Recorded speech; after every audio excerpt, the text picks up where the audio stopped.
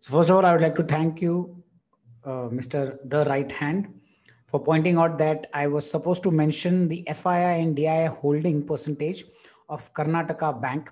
So let me quickly get into that. And again, a big shout out to Mr. Right Hand for pointing that out.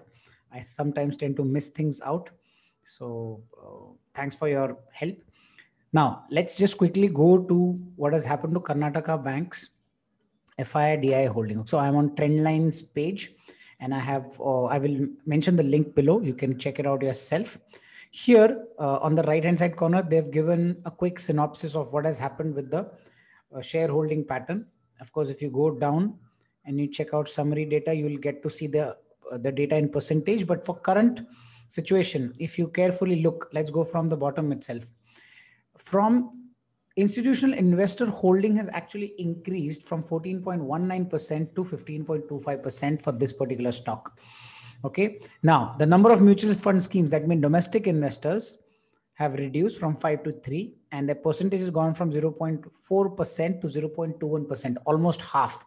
Okay. But the total number of foreign portfolio investors and foreign institutional investors remains unchanged. In fact, these are the ones, FIIs and FPIs, who have increased their holding from 8.13% to 9.4%.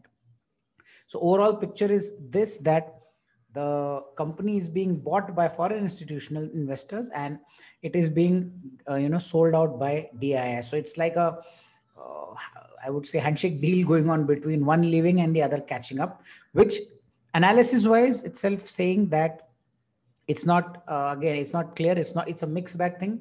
One is giving positive signal, the other one is giving negative signal. So ultimately I don't see it as a complete negative.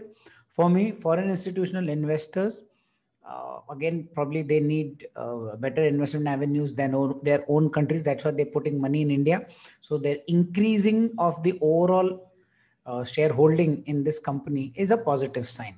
And mutual funds are looking out for safety of their investors. Probably that's why they have reduced the stock in their particular holding.